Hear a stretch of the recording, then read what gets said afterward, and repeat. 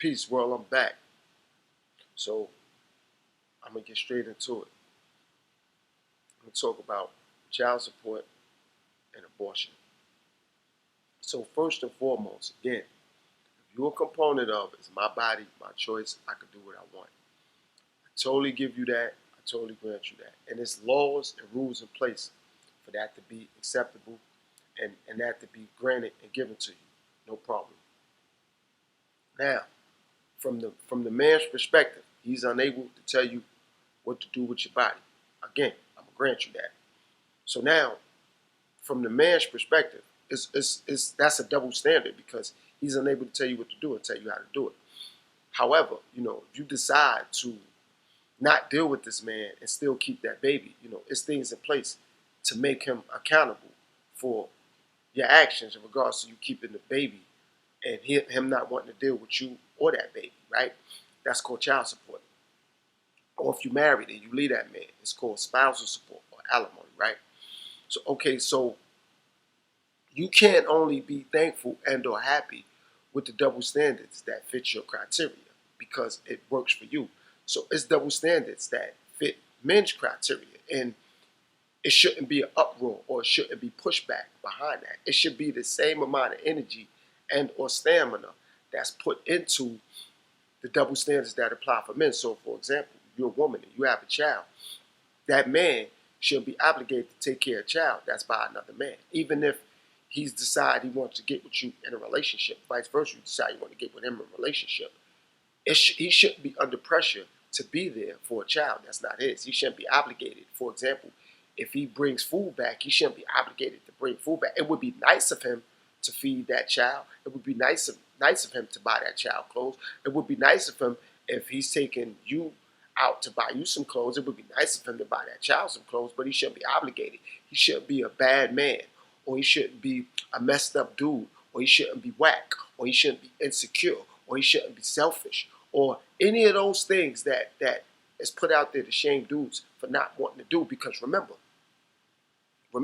it's your body, your choice. You can do what you want to do with your body, and you don't want anybody telling you that, even the man that you're currently with. So, for example, if you get pregnant by that dude now and you already have a child, he's like, yo, not for nothing, I really ain't got the money. I really ain't gonna have time. So, if he works at Rite Aid, or if he works for McDonald's, or if he works for Amazon, or if he's not making 2, 3, 400 grand a year, and he know he can't support that baby and or the lifestyle that you guys had prior to you getting pregnant, and he's telling you, you like, it don't matter, I'm gonna do what I want.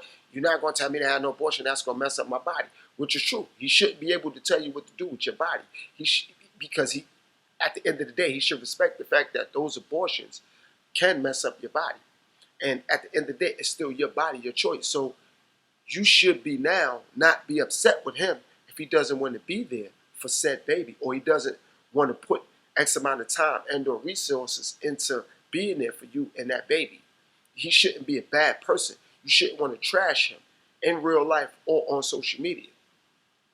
And again, because remember, it's your body, your choice, and I understand there's laws and rules in place for it to be that way. Now, some females may say, but there ain't no laws and rules for him to abandon me and my baby.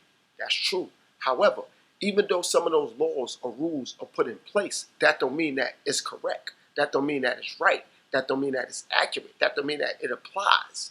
It's just a law and rules put in place for the man to be held accountable. And again, that's a double standard that fits your criteria. So it's double standards that fit men criteria by not wanting to be there and not wanting to do things that they know as a man they shouldn't have to do at the end of the day. So you can't have it one way and then everything goes the way that you want it to go. And then when things go the way you want it to go and it doesn't work out, at the end of the day, he still is going to be held accountable. If it's like, okay, he did everything you want him to do and it doesn't work, it's like, okay, now you're bitter. Just because you're bitter and you have resentment and anger, that don't mean he deserves to be placed on child support. Or that don't mean he deserves to be paying alimony or spousal support.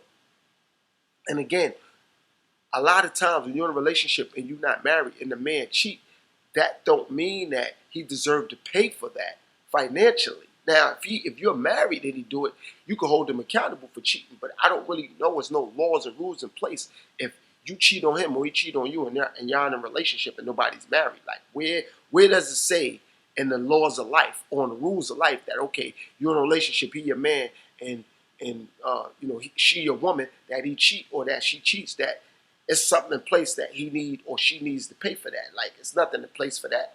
He cheated, okay, he cheated. So what? He was dishonest, and so what? So what? He was dishonest. Okay.